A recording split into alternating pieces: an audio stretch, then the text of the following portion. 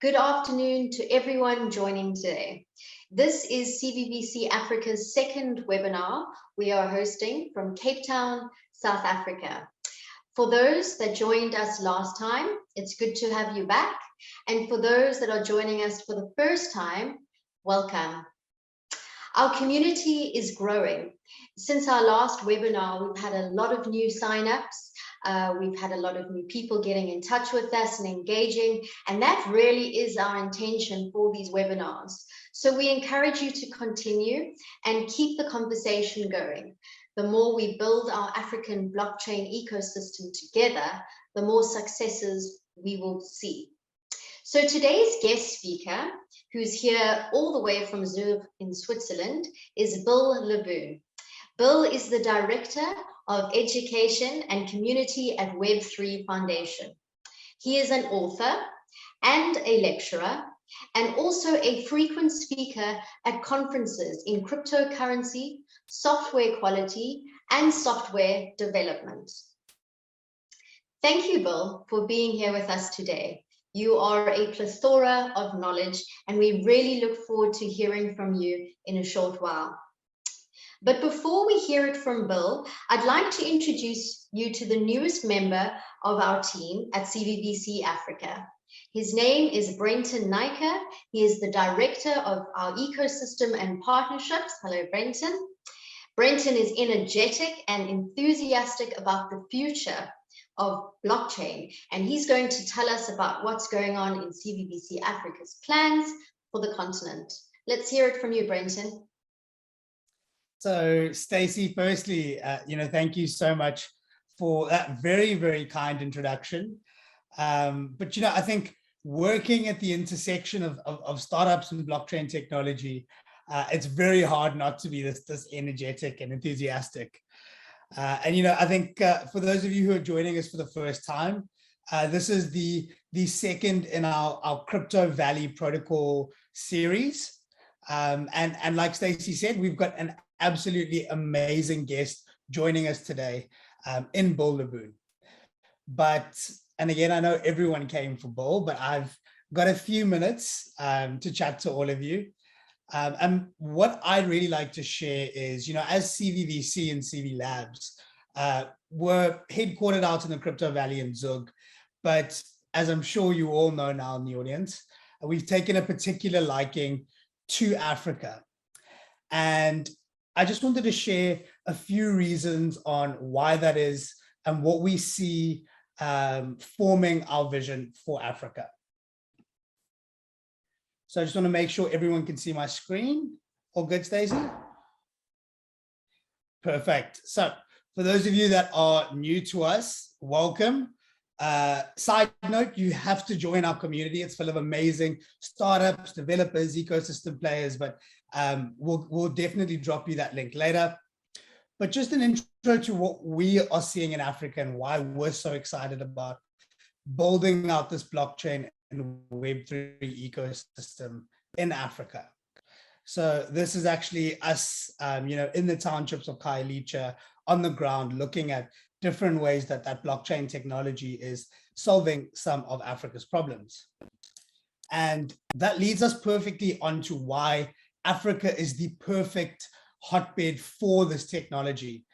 One thing we always discuss internally is that in a lot of the first world regions, the focus is a lot more around, this brand new asset class that you can invest in.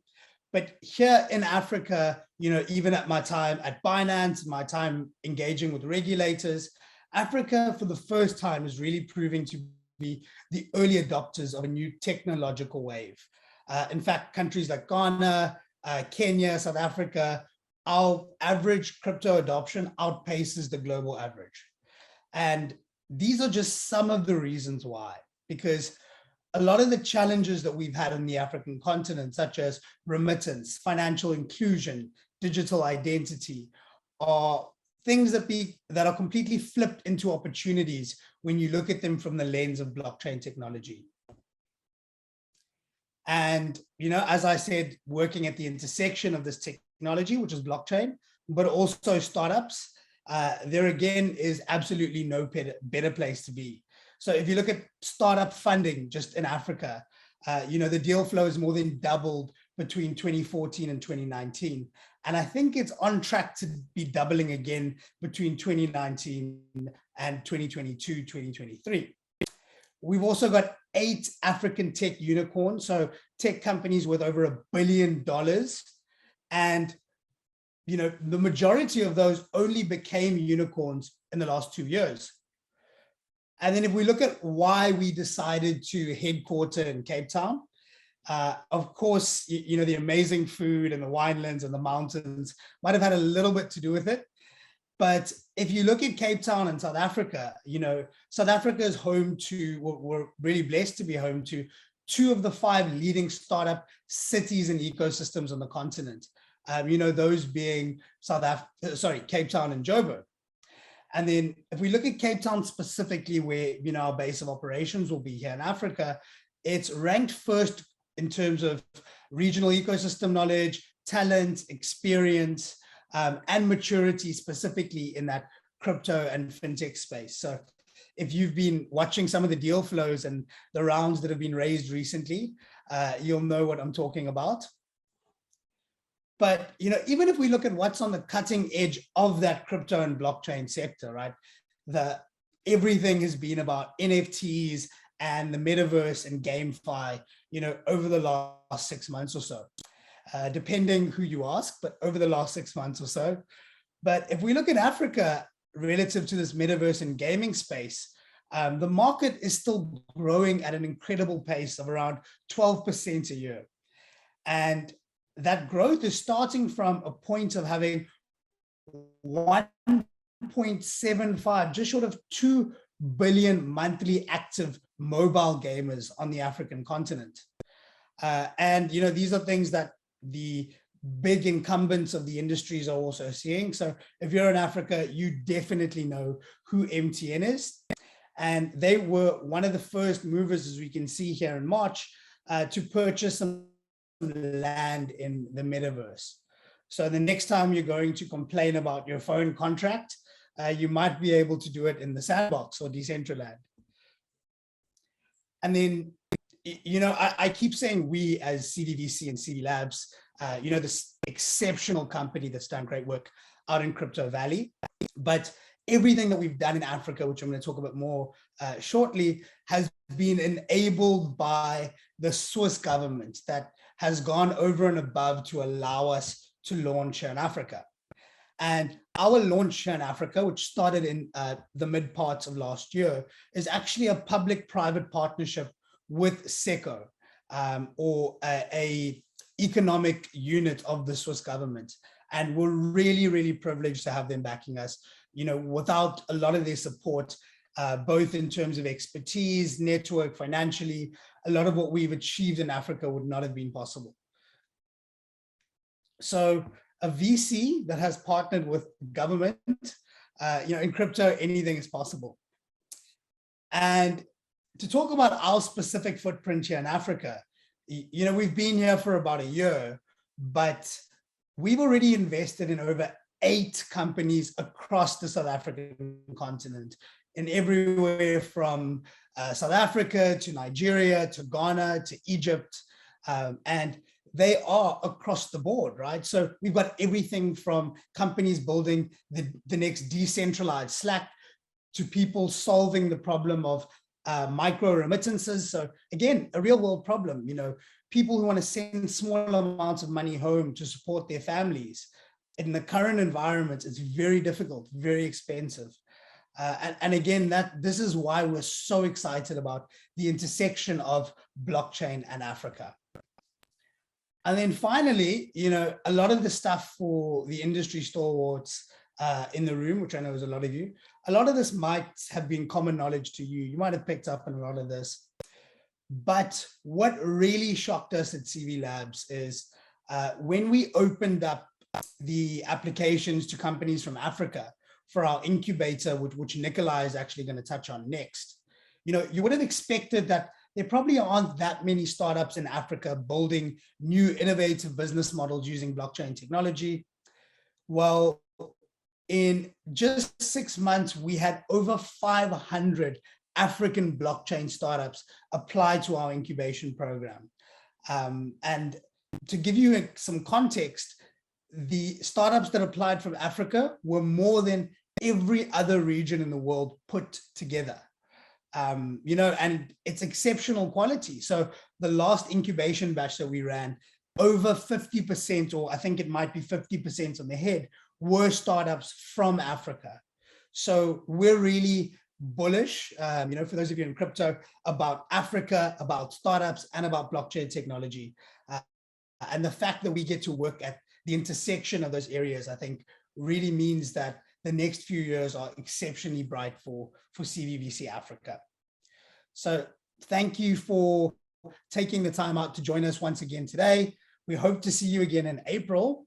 And I know that a lot of the startups in the room, as soon as they heard the word accelerator and incubator, their ears immediately popped up. So we definitely have someone in the room who is an expert in our incubator program.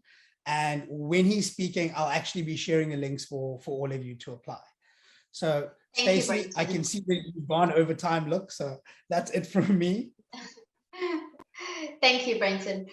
You know, one can say that CVVC is an enabler and an accelerator in the blockchain space. Part of that CVVC offering is to provide startups with the incubation and acceleration program, which Brenton was talking about. So some of you might say, well, what is this? What are we all talking about? Nicolai Reinbold, he is the global head of expansion and innovation. He is coming to us here also from Switzerland, and he will be telling us all about this program and how it is that it can help you accelerate your startup. So Nicolai, we look forward to hearing all about it. Hey guys, hope you're all doing good. So I'm Nicolai. As Stacey said correctly, I'm the global head of expansion innovation. I'm, you know, Brenton is being the newest member. I'm actually being one, or not, if not the oldest member of CVVC and CV Labs. So I joined CV Labs 4 years ago, or CVVC 4 years ago, and created the first incubation batch together with my colleagues back in the days, was leading that. And now I kind of doing the global expansion innovation. So I'm quickly going to share my screen here. So I hope you can see my screen. Should be good. I will skip kind of this slide where I will talk about our activities, or I can just quickly going to go over that. So, you know, CV Labs is kind of an ecosystem CVVC. We have co-working spaces in Switzerland, Liechtenstein. We opened up, or we built up the Dubai one, but this is now kind of a partner of us. And we're building at the moment as well one in Africa. We are looking into expand as well in different regions like India, Latin America, Berlin, or Lisbon. Then, you know, we do events like that, or we do large scale events, you know, up to 1,000 people, called CV Summit in Zug, or during the World Economic Forum, and hopefully as well soon in Africa. You know, we do education, we do workshops, we work together with universities, educate students, but as well corporates. We do advisory, and obviously we have our incubation program under the brand of CV Labs. So it's we did 3 incubation batches already, where the first 2 were on site, and now we kind of changed to a hybrid model. We are looking to open up the 4th batch in May, and now we have actually a new deal. So we are investing up to 135,000 into startups in return of 7%. In the past, the deal was 125 for 10%. So we just actually changed this yesterday. It's a new model, super exciting, and hopefully, you know, we can support startup all over the globe, and especially as well in Africa with this deal. As said, we did already 3 batches in the past. We incubated 27 startups from 14 different countries, divided over the 3 incubation batches.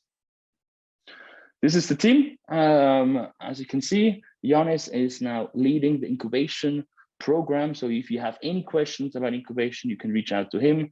Obviously, you can always reach out to me if you have any questions. And then you see the investment team, Olaf, Lukas, David, and Bastian from CVVC.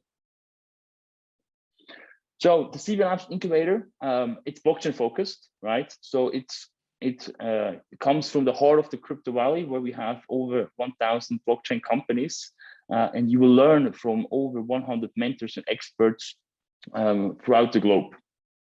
And as well, you will meet amazing protocols such as Polkadot, where Bill will talk more about it in a second. Our approach is founders by founders, right? For us, that's really important because, you know, all of us are kind of founders. A lot of us, our team, we did startups in the past. We know the pain points and, you know, we try to support them. As well, our mentors, you know, most of them, they did startups in the past and they know exactly the pain points and can connect you to the right people. Then we have this dedicated ecosystem, right? So we do, as I said before, blockchain focused events. You know, we connect you to corporates, we connect you to the big protocols, to the crypto banks, to the crypto media like Cointelegraph, CoinDesk. They're all part of our program and everybody's supporting our startups. As well, we have our in-house business and technical advisor experts who support you on any questions and bring you to the next step. So how is the structure of the program? As I said before, it's now a hybrid program. We start with the bootcamp, which is an online event in the heart of the crypto valley in Zug. When, you know, COVID doesn't, you know, cancel that out again like it was last batch, but we planned this time around. So the next batch we'll try to do that in the near future as well. Obviously, we'll do that in Africa. And then continue in every location like that. Then block one is 1 month where you learn about technology, product, legal. We have different workshops. I will go in details just in a second. Then block two is it's about branding, marketing, where you learn all that from experts all over the industry. And at the end, you have the graduation week, where you will pitch in front of hundreds of investors to hopefully secure you the next deal. So here, as I said before, is a quick deep dive into the programs or into the blocks. The bootcamp is 1 week where you kind of learn about the why, you know, you learn about design thinking, you know, how to run an agile company, and kind of you will meet all the mentors and get connected to our ecosystem. Then block one is, you know, there you learn all about improving your technology skills. You learn about blockchain patents, you know, about the securities, all about law, how to set up a company. You're going to meet all the protocols. We're going to connect you with them. You learn about their grant programs, and you will learn as well, or you learn more about pitching skills. And throughout the whole program, we will be teaching you all about pitching and kind of work on your pitch deck so that at the end, you will be ready for the demo day. Block two, it's all about marketing, branding. So, you know, you learn how to storytelling, public speaking, you know, how to get an interview, how you kind of proceed that, how you work together with media companies. You know, we improve your UI and UX design, all that kind of stuff, all about branding and marketing. And at the end, you know, there's the demo day, as I said before. Here is a short overview or some selected mentors and experts. You see some companies, you know, a lot of protocols, and you have some lawyers. You're working as well with universities like Berkeley University or University of Zurich. You as well work together with, you know, CoinDesk, Cointelegraph, or like Rethman, and as well with corporates like IBM or AWS. Awesome. Cool. That was it for me today. If you have any questions, you can contact me. And then, as said before, we are looking for to open up our batch 4 and apply now, because we are selecting our startups at the moment. Great. Thank you, Nicolai.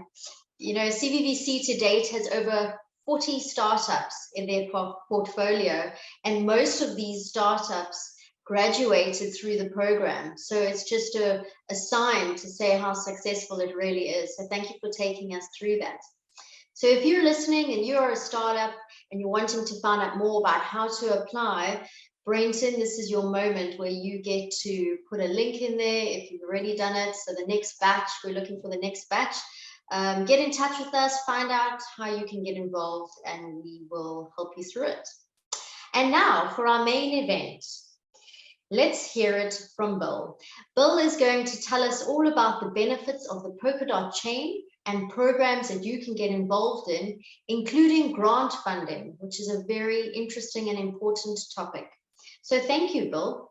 Should anyone wish to ask a question to Bill, you can put it into the chat box and we will go there after his session. Let's hear it from you, Bill. All right, thank you, Stacey. Please just give me one moment to share my screen here. All right, hopefully everyone can see that. Please let me know if not. So yeah, today we are going to discuss building on Polkadot. So just to give you a little bit of an overview of what we'll cover, we'll first talk about what Polkadot is, because it's a little bit different from a traditional blockchain or other blockchain ecosystems. I'll talk specifically about how it differs and what you can build and how you can build some things that are perhaps not possible on some other chains.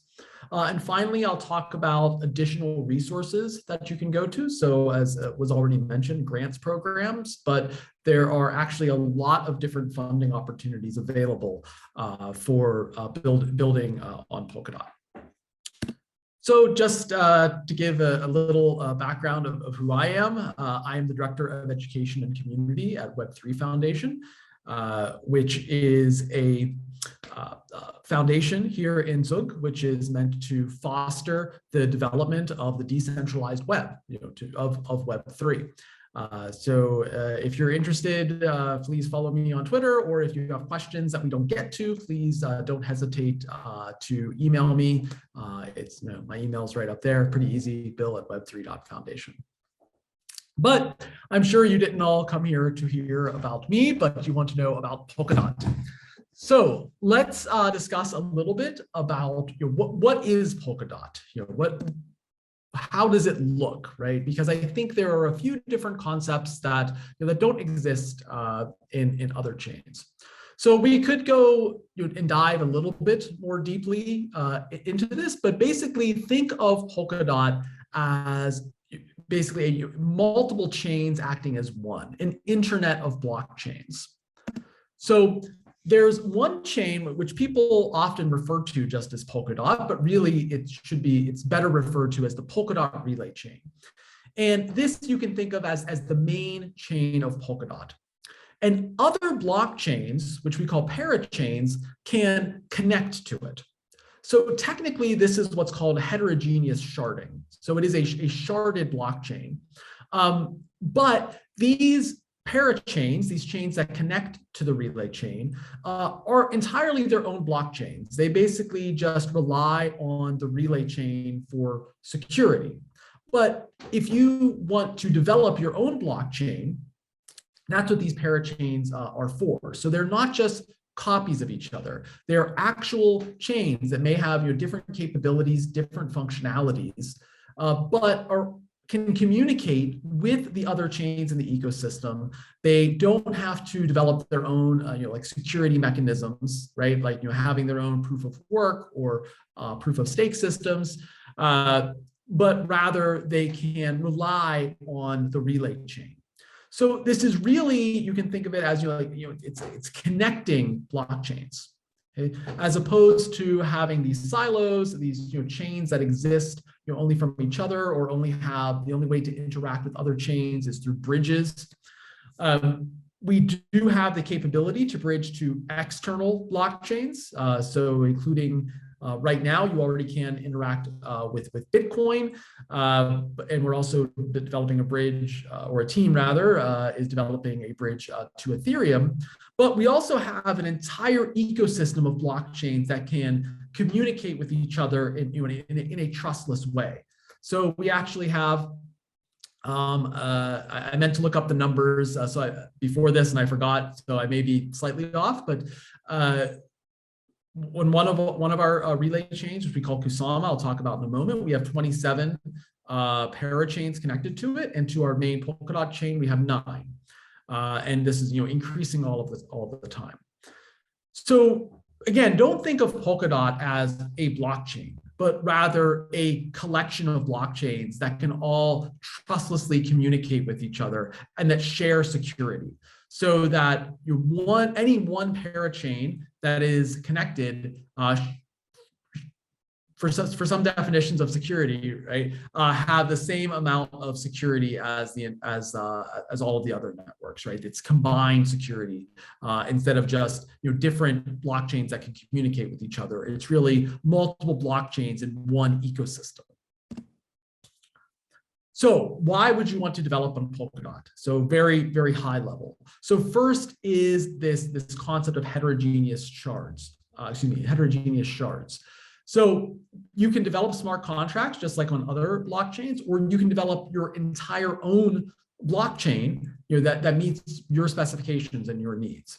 We have shared security across all of these different parachains. This cross-chain communication is basically plug and play. If you would like to use tokens from another chain, or lock an NFT, or teleport tokens from one chain to another, all of this is built in. It's a basic capability of the chain. You don't need to develop your own smart contracts or bridges in order to do it. It's sort of a primitive. We use nominated proof of stake, which is a form of proof of stake. So we don't have the large energy requirements of proof of work. In fact, someone has just done a study that the entire Polkadot network uses about as much electricity as 7 households.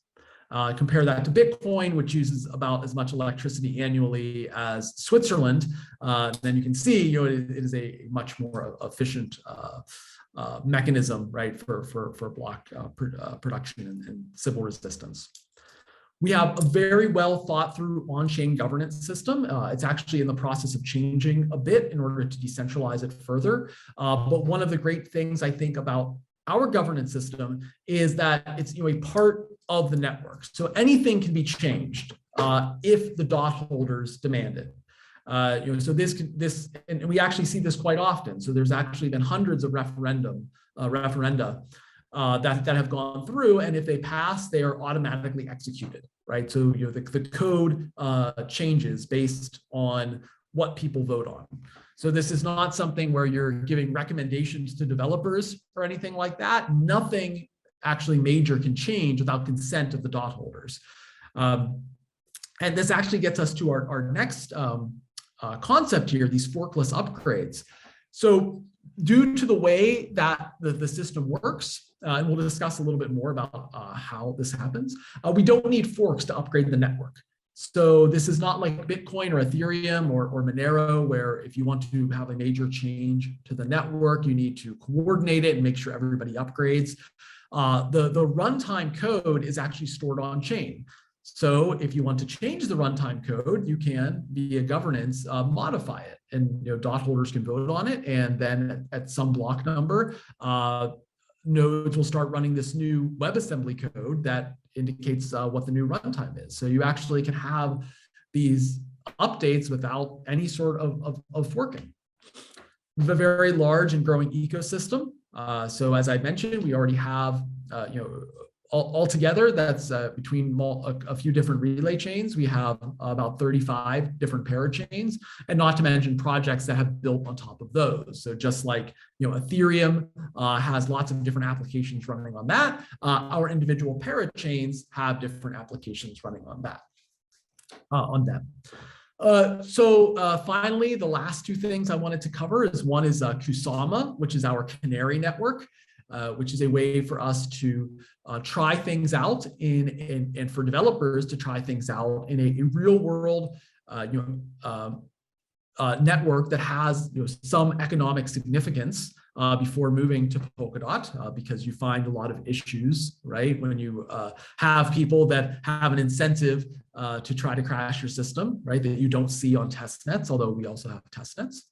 And finally, Substrate, which is our framework for building your own parachains. So when you develop these parachains, you don't have to develop them from scratch, but you can actually use a Substrate, which is a framework that we use that gives you a lot of capabilities. As a former web developer, I like to think of it as Ruby on Rails for blockchain, where you just you use Substrate, you have to start with a working blockchain that's very simple, and you can then add features or remove features and move from there. So it makes blockchain development actually much easier. So what does this mean if you're a builder, if you're thinking of building on Polkadot?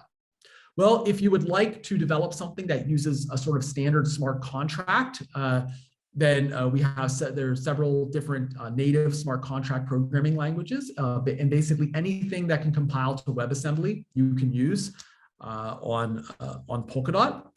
We also have several different parachains that support the Ethereum virtual machine. So you can just, if you have Solidity code, you can just copy and paste it and then run it on a one of these parachains that are already running in a sort of in a proof of stake mechanism with actually much faster block times, between 6 and 12 seconds than Ethereum.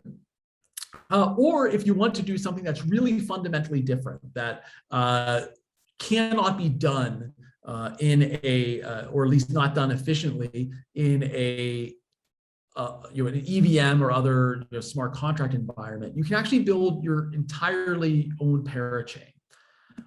So just to give you some examples of why that might be useful, why you might want to build a parachain and not just use smart contracts. So these are just some examples that are in the ecosystem right now. So Subsocial, which is a social networking site, has the and Chain has the ability to lock up tokens for feeless interactions. So you don't, if you lock up some amount of sub tokens, then you can post and vote and do whatever you want to do on the network without paying any fees, right? So no gas, no nothing, right? Which again, something that you really that's literally impossible in most smart contract systems. You need some way to pay for gas. But since Subsocial was able to build at a lower level, they have this capability to lock up tokens, and then you can from that point on feelessly interact. Akala is a DeFi parachain, and it has Oracle priority in blocks to help prevent a lot of different attacks from knocking off oracles or ensuring that they come in more, data from them comes in more slowly. At the protocol level for Akala, Oracle data can actually bypass this, so you'll always get the most up-to-date information of what prices are. A-Star has built-in payments to whoever developed the smart contract and posted it. So you don't, you can actually get funding and be paid in Star tokens just by developing a smart contract. Again, this is their special sauce that they've added to a standard EVM chain. So you can use EVM code, but you also can get paid directly. Statement is a super efficient asset creation and storage chain. So the idea is that it's focused just on assets. So think of like an EVM chain, but all it could do was ERC20s and ERC721s, right? Just tokens and NFTs. But because of this, it's very, very cheap. It's very, very focused and efficient on doing just this. Robonomics allows you to interact with real-world devices. So right now, they just had a way for you to control a telescope in Atacama, which is in Chile, and take pictures and then automatically make NFTs out of them. So you can actually control the telescope, point it at a device, or excuse me, at a heavenly body you would like to take a picture of, and then make an NFT out of it. We have several different networks that are working at L1 privacy and with different mechanisms. Manta Network uses ZK snarks at the L1 level. So this isn't like a ZK rollup or something happening at L2. It's built in to layer 1. And Fala Network is doing something similar with trusted execution environments. So these are just a couple of examples of what you can do with Polkadot that you really could not do with a smart contract chain, because you have a lot more power, also much more responsibility by developing your own chain. So if you're looking to develop in Polkadot, you have a couple of different possibilities. So as I mentioned, you can make entirely your own parachain. We also have the concept of a para-thread, which is a chain that may only need to interact with the Polkadot relay chain occasionally. So just like a thread in software where it only goes to the CPU occasionally, this is similar. So it only connects with the relay chain occasionally.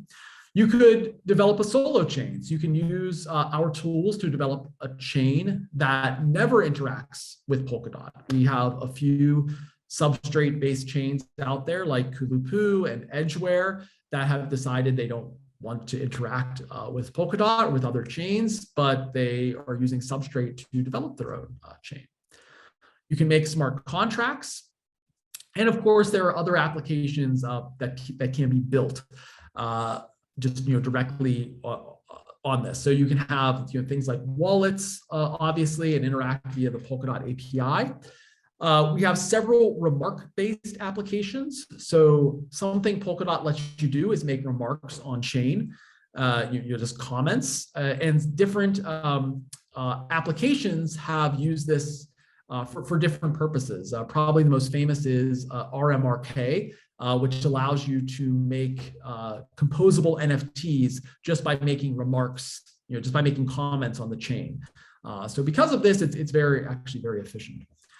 You also can make palettes. So these are like libraries that other substrate chains can use. So if you want to add the capability for a particular type of voting protocol or a particular consensus mechanism, you actually can make this and share it with other substrate developers. All right, so I keep mentioning substrate. I want to show you sort of the basics of how it works. Let me give you like a little background of where it came from. So Parity, who are the main engineers behind Polkadot, although we have several other companies that are building implementations, including ChainSafe, which is building a Go implementation, and Soramitsu, which is building a C++ implementation of Polkadot. Parity has a lot of blockchain building experience. So they actually have created the Parity Ethereum client, which is now known as Open Ethereum. They created a Bitcoin client. And they started creating the Polkadot client. And people, the engineers, especially Dr. Gavin Wood, the founder of Parity, realized that there were a lot of different things that they were copying and pasting, right? That every blockchain needs some particular things, right? And so the idea was, just like a lot of websites have a lot of the same capabilities, right? That you need some way to interact over the network, HTTPS. You need some way to store data. You need some sort of routing mechanism. So just like with a blockchain, you need some way to store the data. You need some way to have a consensus. You need some way to gossip data and blocks around. So from Polkadot came Substrate, this open source modular framework for building blockchains. Right? So it's a mechanism and tools for building your own blockchains. And it gives you all the core components of sort of a default blockchain. You have a database, you have a networking layer, you have different consensus engines you can choose from, a way of putting transactions in queues, and different modules, which we call palettes, that you can add to change the capabilities of your blockchain. And all of these are written in Rust. They can be customized, extended, shared with others, et cetera, just like a library in Ruby or Java or something like that. So why would you want to develop with Substrate? Well, if you do so, you can basically automatically become a parachain or parathread. If you build with Substrate, there's another tool called Cumulus that allows you to connect to the relay chain, or you can run as an independent blockchain. And you can benefit from all the features that get added to Substrate or that others develop. You know, if you want to add some capabilities, if you want to add an EVM module to run, you can run Solidity-based or EVM bytecode-based smart contracts in your chain, you can add that capability. If you want to add a treasury, it's as simple as adding a module. If you want to add different forms of consensus, different kinds of finalization, then you can do that. So here we have the basic concept, right? We have these palettes built with something called frame. And if you want these, you can just basically copy and paste them, and they become part of the block execution logic of the blockchain. So we call this the state transition function, which is just a fancy word for the rules of the blockchain. When you go from block 1 to block 2 to block 3, what are the rules, right? With Bitcoin, for instance, if I have 5 Bitcoin, I can't send 10. That's a very simple rule. This is, the state transition function of Bitcoin would prevent you from doing that. We have, obviously a much more complicated mechanism. Bitcoin's is also more complicated than just that. But adding these in, we just add this to some web, it's Rust that gets compiled down to WebAssembly, and then you can add it to the runtime of your code. You don't have to worry about how is this blockchain going to communicate with other, this node going to communicate with other nodes, or how am I going to store it in a database? All of that is kind of built in for you. And you focus on what are the rules of your blockchain? What makes your blockchain different from other blockchains? So you start out with what we call the node template. So out of the box, you have a working Substrate node, a working blockchain that's very simple. It has a super user account, some other default accounts. And then you can add and remove palettes, create your own modules, and customize your chain's functionality. But I think it's always easier, instead of starting from scratch, you have some working blockchain that you then can modify to meet your needs. And these palettes, like I said, they're just like libraries in other chains. You essentially import them into your chain, and now you have this new capability, this new feature in your blockchain. So the nodes that they're running this, we have something called the host, which is this larger circle, which has a way to interact with it via RPC. You just send in some JSON. It has its own block storage, its own mempool, its own way of interacting with other chains. And you can modify those, although it's generally not necessary. But rather you modify just this runtime, this WebAssembly chunk that is inside, that can be stored by each of the nodes. And this has the different rules. What is the consensus? All right, we can decide. There are multiple consensus mechanisms that are built in. You just decide what you want. And there, we actually have at least one Substrate-based chain that's proof of work and uses UTXOs, just like Bitcoin. That's Kulupu. But if you want to try other ones out or make your own, you also can do that. And since all of this is in WebAssembly and is on-chain and is stored by the nodes, if that gets updated, all you have to do is release this code onto the blockchain. And any node that's following that blockchain will also update its logic, because we're sending out the code itself. It's not external like it is in most other chains. Which means that if you want to upgrade your chain, no fork is necessary. There's no soft fork, no hard fork. You just send out the new code, and the nodes in the chain will start running it if they're following the consensus.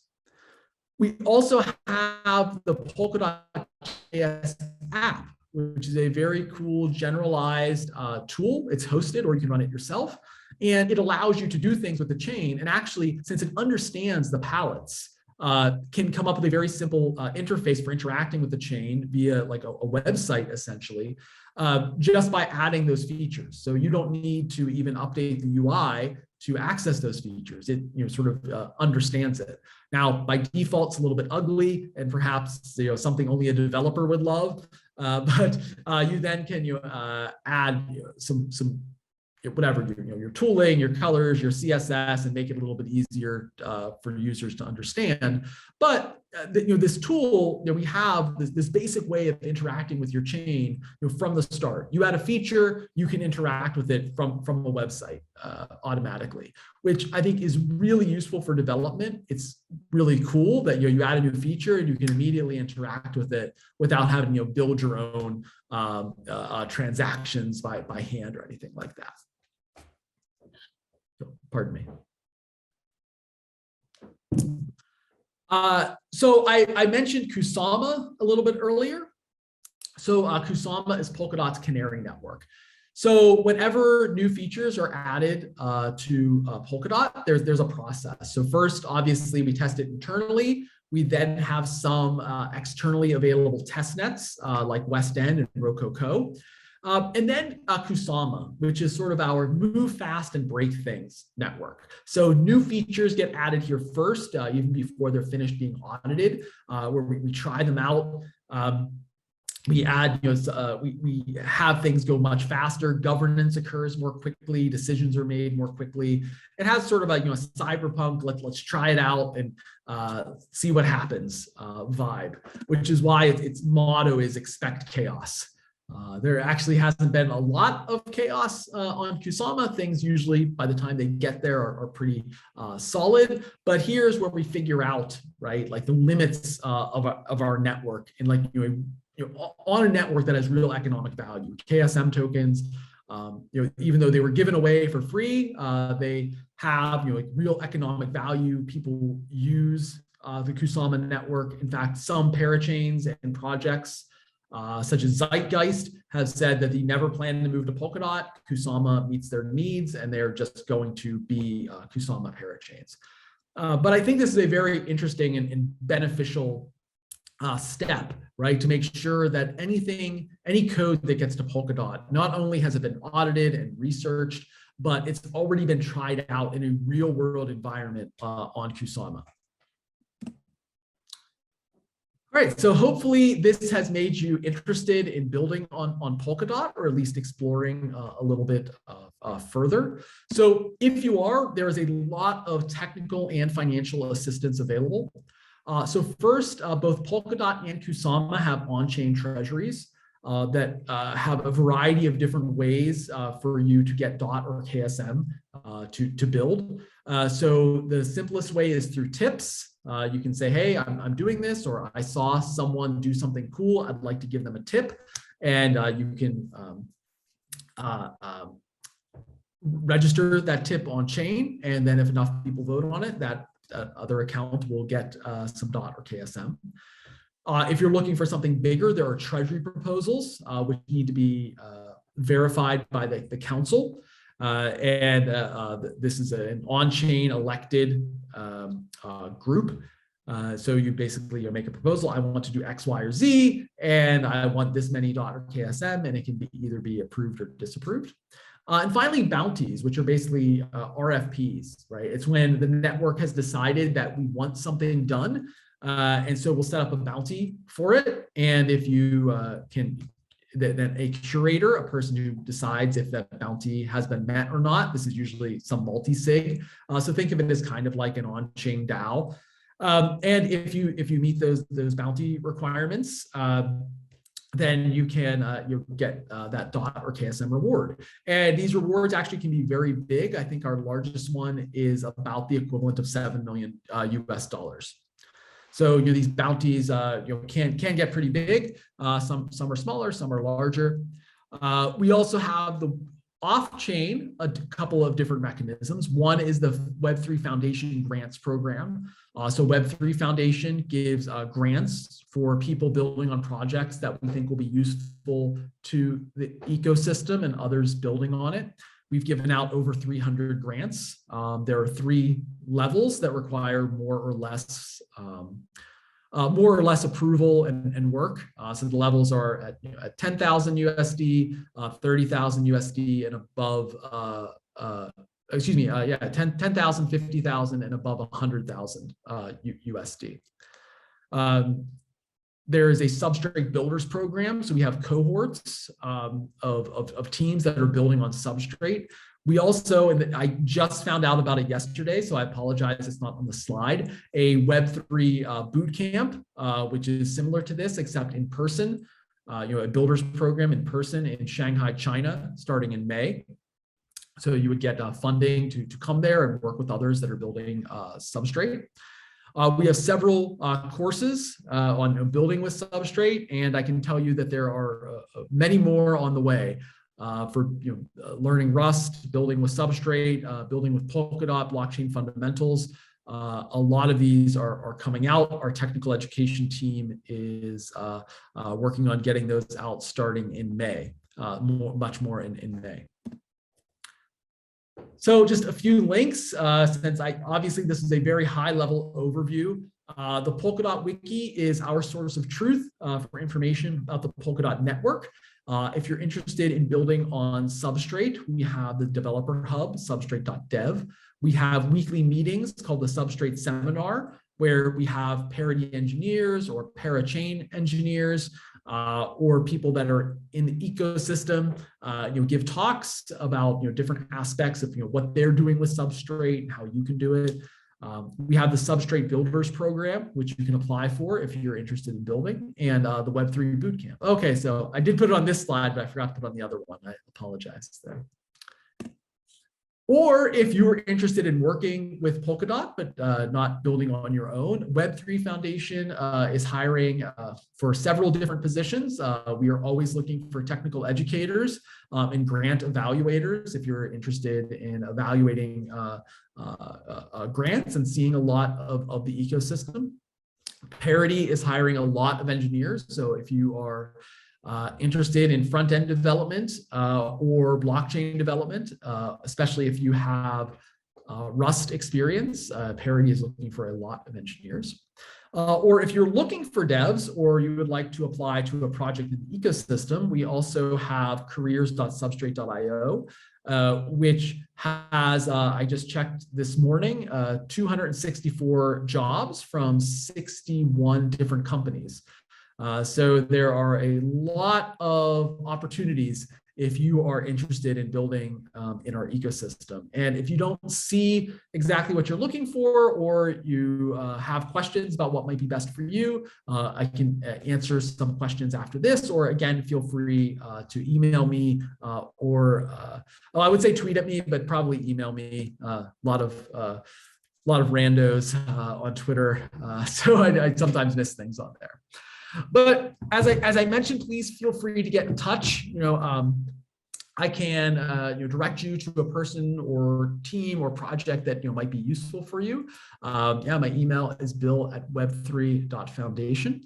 Yeah, I think I see some questions in the chat. So I don't know, Stacey, how we normally do this. If you decide which questions are best, thank you. Yeah. Thank you, Bill. It's just so awesome to hear how many great opportunities you have. And for those wanting to build in Polkadot, and just to hear all about Kasama, and there really is something for everyone in Web3 Foundation, which is really, really awesome just to see that. So thank you for taking everyone through that. For anyone that wasn't here today, we will also post this onto our YouTube platform, and I'm sure just through that we'll also get more responses. So we did have a question. Someone had asked, what is your email address? But that has been answered, and you also reiterated that. So that's good. I don't have any open questions on my side. I feel like perhaps your presentation was so thorough that everyone feels like they got what they needed. But let's give it an opportunity here. Does anybody have a question that's out there? We've got almost 30 participants, so I'm sure someone has something to say. If you have a moment for Bill, otherwise, yeah, I think that would be really it from us today. Brenton, don't you have any questions for Bill? So, I mean, like you said, the presentation was absolutely exceptional, but I do see Mohammed Abdu has got his hand raised. So, oh, okay, great. Yeah, let's see what he has to ask. Okay, let's hear it from Abdu, Mohammed. Yes, hello everyone. Can you hear me?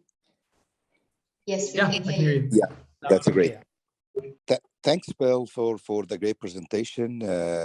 It's really so excited. So my question here is a little bit technical one, and it is related to the database management layer. So some builders or some products, especially for the enterprise products, when they started to build something that's depending on high traffic data flow. So there's a kind of database management layer, a kind of off-chain database management layer that should exist in the product to manage all these tasks.